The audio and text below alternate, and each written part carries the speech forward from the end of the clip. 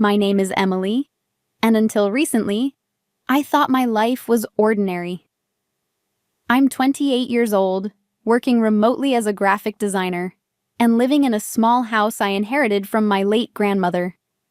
It wasn't luxurious, but it was cozy and filled with memories. For years, it had been a haven of peace, until my sister-in-law Vanessa arrived. Vanessa was married to my older brother, Ryan. He worked as a mechanical engineer and had been offered a 2-year contract overseas. Vanessa, however, chose not to accompany him, citing the excuse that the unfamiliar environment wouldn't suit her. Instead, she moved into my house, saying she needed somewhere close to her work. I wanted to refuse her, but she managed to charm my parents, who pressured me into agreeing. From the moment Vanessa walked through the door, suitcases in hand, I knew my life was about to change. She breezed into the living room, her expensive perfume trailing behind her, and casually declared, "This place has potential. I'll just make a few changes to liven it up." I'd barely managed to say hello before she started moving furniture around, as if she owned the place. At first, I tried to tolerate her. After all, she was family. But Vanessa's behavior quickly crossed boundaries. She monopolized the common spaces, criticized my decor, and often invited her friends over without consulting me. Each morning, she would waltz into the kitchen with an air of superiority, commenting on my appearance. "Emily, have you even looked in the mirror today? You're young. You should try harder." Her words stung, but I bit my tongue. The worst part was her constant belittling of my work. Vanessa was a corporate lawyer and made it clear she saw no value in my creative career. "Working from home must be so relaxing," she'd say with a smirk. "Do you even make enough to cover your bills?" The disdain in her voice was unmistakable. I tried explaining the importance of my projects, but she dismissed me with a wave of her manicured hand. One evening, after Vanessa had a particularly loud phone call with one of her friends, I decided I'd had enough. I confronted her in the living room. "Vanessa, I need you to respect this house and my space. This isn't a hotel." She looked at me as if I were an insect she could crush. "Emily, don't overreact. I'm helping you by paying rent, aren't I?" Her condescending tone made my blood boil. Vanessa's true nature became evident over time. She wasn't just disrespectful, she was manipulative. She'd tell my parents exaggerated tales about how difficult I was, painting herself as the victim. My parents, not seeing her day-to-day behavior, often sided with her.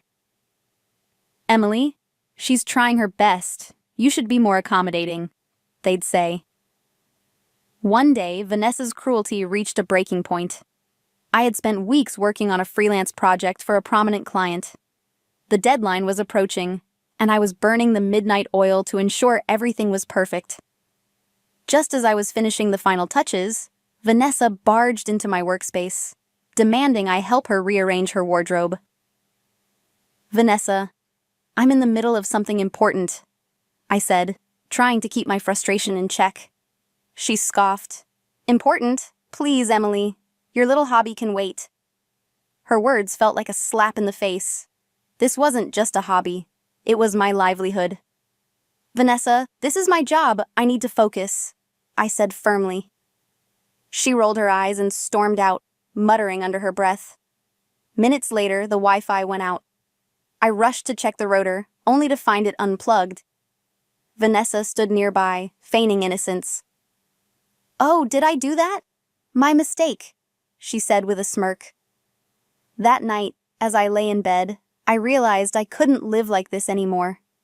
Vanessa's presence was toxic, and it was affecting my work, my mental health, and my sense of peace. I decided it was time to take action. The next morning, I began documenting her behavior. Every rude comment, every instance of sabotage, I recorded in a journal. I also started saving receipts and emails to prove my financial independence. My plan was simple: gather enough evidence to confront her and, if necessary, involve my parents. As the days passed, I noticed something peculiar about Vanessa. She'd often leave the house late at night, dressed to the nines, and return in the early hours of the morning. I couldn't help but wonder what she was up to. My curiosity got the better of me, and I decided to follow her one evening.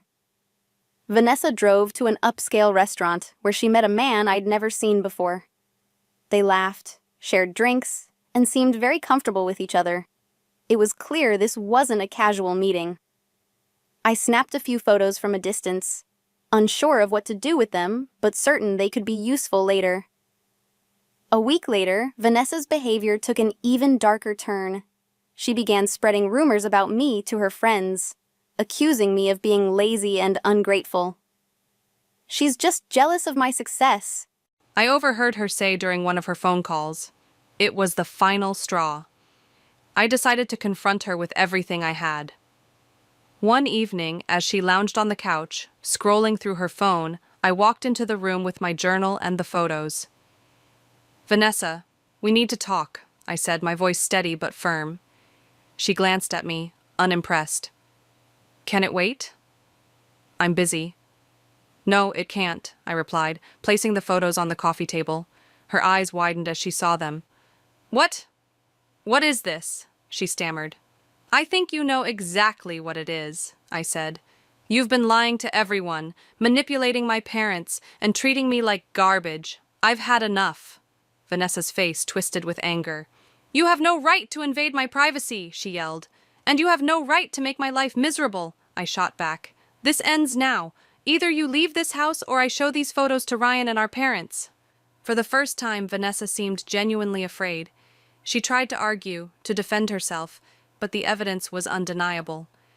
Reluctantly, she agreed to move out. It took her 2 weeks to pack her things and find another place to stay. During that time, she avoided me, her once confident demeanor replaced by tension and unease. When Vanessa finally left, the house felt lighter, as if a dark cloud had lifted. I cleaned every corner, erasing any trace of her presence. For the first time in months, I felt at peace. My parents, initially upset by her sudden departure, eventually understood the truth when I shared my side of the story.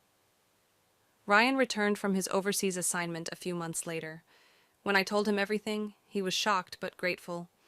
"I had no idea she was capable of such things," he said, shaking his head. "Thank you for standing up for yourself, Emily. I'm sorry you had to go through that."